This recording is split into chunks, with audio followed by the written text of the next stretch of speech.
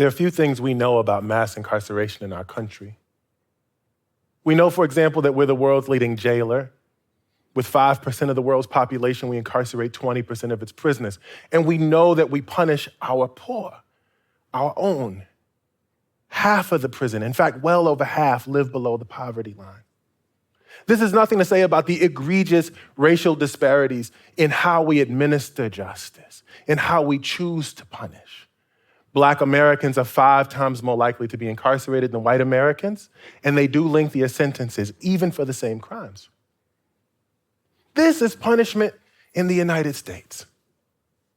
But what is punishment for? When does punishment end? Why do we punish in this way? In the 1970s, we said that punishment was for the purpose of rehabilitation.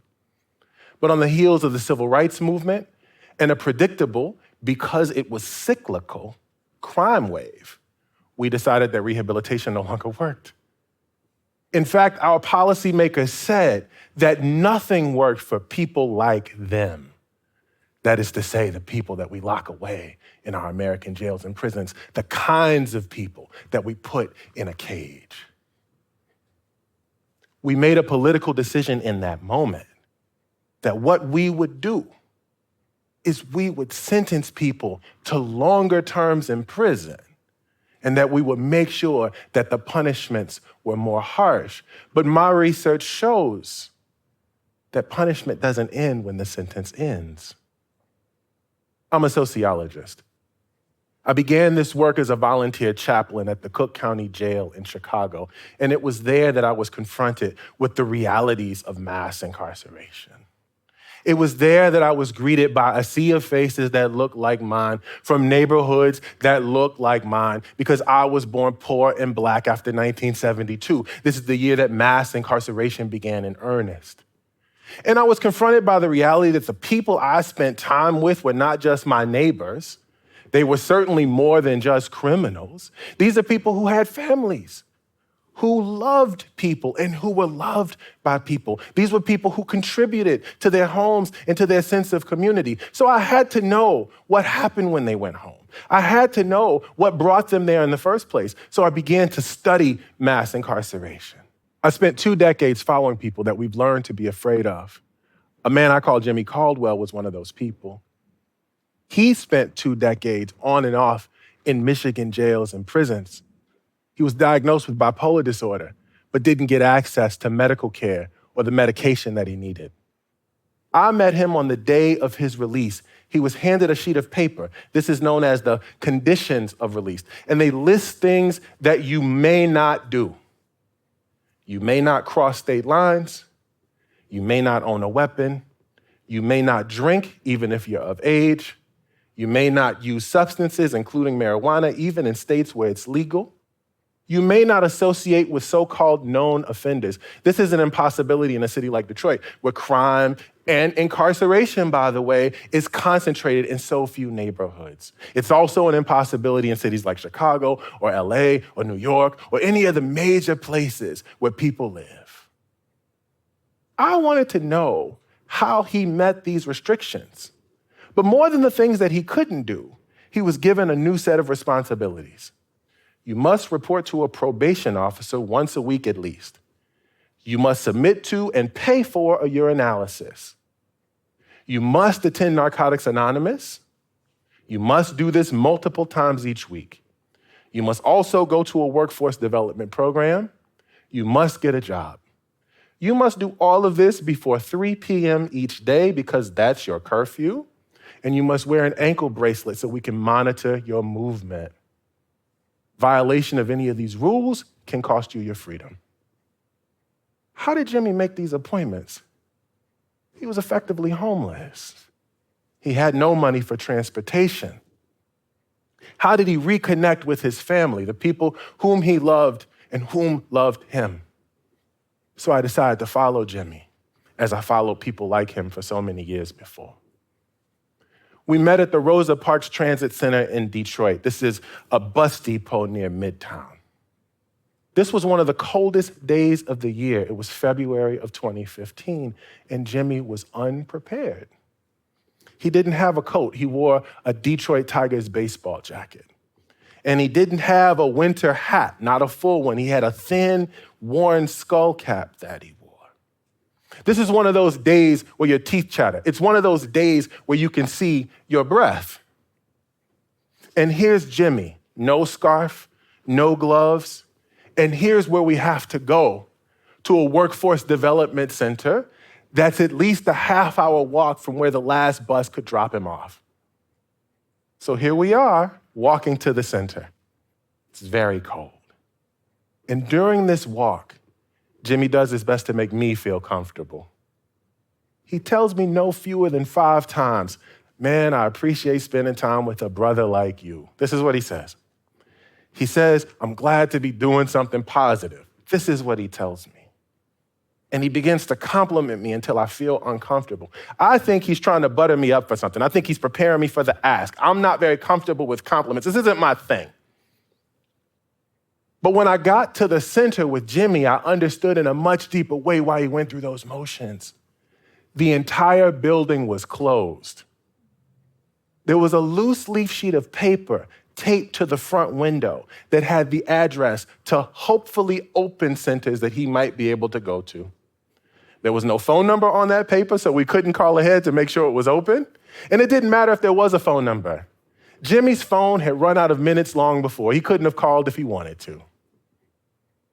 I wish I could tell you that I gave Jimmy a ride to that center because I'm a good guy and I thought he was a good guy in a bad situation. I wish I could say that. I think I'd earn points on humanitarian grounds. But the truth of the matter is I gave Jimmy a ride because I was cold. I didn't feel like walking 9 miles. I didn't feel like getting on the bus. So we hopped in my car and we made our way miles through the Detroit traffic. But it didn't matter. When we got to the new center, the one that was 9 miles away, a center that was ironically close to the place where Jimmy slept at night. By the way, he was doing off-the-books demolition work for his old dope dealer. The dope dealer started buying and selling real estate. In exchange for Jimmy's work, he allowed him to sleep there. We get to this place that's so close to his home, but that he was made to travel so far away because he was ordered to go to somewhere else. And by the time we got there, the training classes were full. There was no space for Jimmy. They told him to come back the next week in case another person on probation failed to show up. We grabbed brochures on the way out the door and we headed to Coney Island. This is a Detroit diner chain, so that Jimmy and I could debrief about the day's activities. Jimmy thanked me profusely for the $7 lunch that I bought him, for the bus card that I gave him in exchange for the interview that took place, and for being there for him. For being there. What did I do? Jimmy's life moved from one rejection to another. The prison refused him psychiatric care. The social service agency shuttered its doors. Without me, he wouldn't have made it to his appointment, and with me, it just didn't matter. He was turned away anyway. He wouldn't even have a place to stay without his dope dealer. And homelessness, by the way, is a violation of parole. All of this would have to be explained to his probation officer, who may not believe him, and this is a fantastic story. Jimmy lived at the mercy and the kindness of others. He needed them for food, for clothing, for shelter, for transportation, to maintain his freedom, his very freedom. This is all a matter of public policy. Jimmy, like 19.6 million Americans in our country, 20 million people, a population that's 10 times the size of the jail and prison census. Those people live with felony records. They live in an alternate legal reality, what I write about as a supervised society. In the supervised society, 44,000 laws, policies, and administrative sanctions dictate where they may go, with whom they might live, and how they spend their time. If you've got a criminal record, even if that record was from a lifetime ago, even if you've changed your ways in ways that only your family might hope that you would. It's nearly impossible to get work. 19,000 labor market restrictions ensure that. It's nearly impossible to rent an apartment without help. Over 1,000 housing regulations ensure that. 4,000 regulations on civic engagement, 1,000 regulations on family and domestic rights, almost ensuring that if you've got a criminal record, that you can't live with the people that you want to live with most. How did we get here? How did we get to this supervised society? The roots run deep, at least as deep as our country. But the legal infrastructure for a supervised society began in the 1980s. It starts in housing policy. Congress passed legislation that made it so that landlords would reject applicants with criminal records, and people in public housing had the power to evict tenants who allowed people with criminal records who even so much as visited their home. Overnight, grandmothers were being evicted for the crime of letting their loved ones sleep on the couch. This is the supervised society. This is the world that we've made. I caught up with Jimmy a few months later. I wanted to know how he was doing, but mostly I wanted to know about his relationship with his mother. His mother was a fantastic woman. I talked to her on the phone a couple of times, and I knew she adored Jimmy. This made sense because Jimmy was her baby. He was the youngest of her 5 children and the only boy in that house. She certainly would have helped Jimmy if he turned to her, and she did often. But Jimmy told me that her landlord started asking questions. He saw Jimmy making his way around the building and he didn't want any trouble. Thousands of families have been evicted from their homes for the crime of letting a loved one sleep on the couch. Thousands more live under the threat of eviction for simply allowing someone with a criminal record to stay there for a few days. Jimmy certainly needed his mother. She certainly would have responded to his need. But he told me, I don't come around like that no more. I don't want to put her in that position. Jimmy avoided his mother, the one person who would have helped him, because she wanted to help. He avoided her to protect her. Americans say we believe in rehabilitation. It's what we say. How do we explain Jimmy's life? We say we believe in a second chance, but how do we explain this perpetual punishment that lasts a lifetime? This is the fact of mass incarceration, and it is indeed a fact. I know this. I know it from my flesh. My brother was incarcerated while I did the research I'm telling you about today. And I could tell you stories about the trouble that he had when he tried to find a job or get an apartment. I could tell you how hard it was for him to find his place in the world, but I'd rather tell you a different story. I'd rather tell you a story about a man who will help us find our way out. Ronald Simpson Bay was handed a 50-year sentence for a crime he didn't commit. He's a remarkable man. He fought that case for 27 years, one of the few jailhouse lawyers that managed to get himself out. He helped many people while he was inside. He's helped even more today now that he's home. He's one of the nation's leading advocates for criminal justice reform. But it wasn't always good for Ronald, obviously. About 10 years into his sentence, Ronald's only son, a boy who holds his name, was murdered by a 14-year-old boy. I don't know what I would have done. I can only tell you what Ronald did. Ronald went to the judge and to the prosecutor, and he advocated for that boy that he be tried as a juvenile instead of as an adult. This boy who took so much from him, he made sure that he would have a second chance at life. How did you do it, Ronald? Why did you do it, Ronald? I would have hated that child.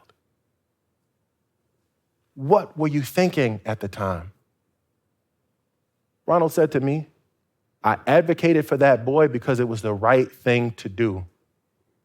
I thought it would be an example for others who needed to move on with their life.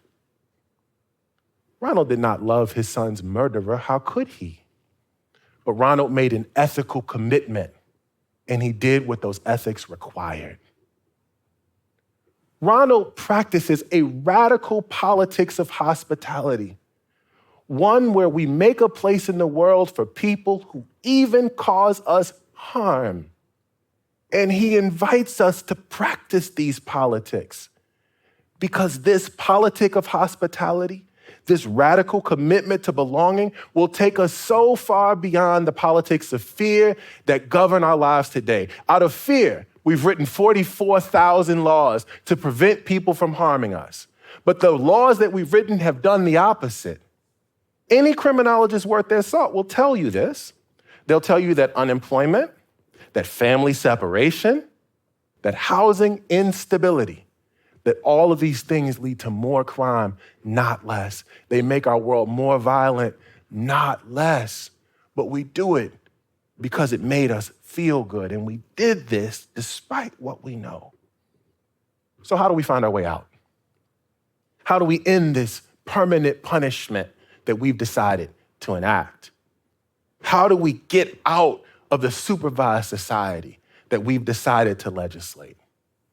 Well, first, we can get to know people with criminal records. The statistics are grim, but it's in these grim statistics that I find hope. 1 in 2 Americans has a formerly incarcerated loved one.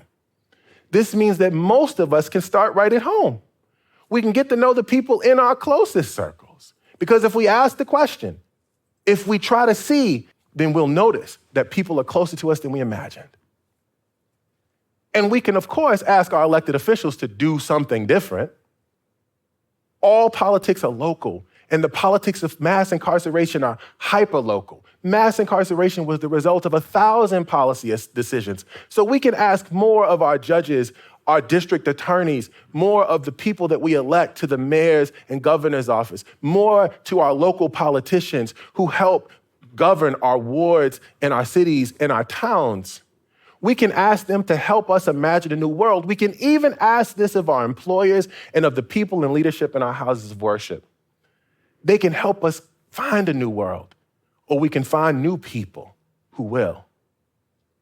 But above all, Ronald calls us to practice this radical politics of hospitality. And this is what I think is the real measure of our ethics. It's what do you do when things are hard? It's easy to love the lovable.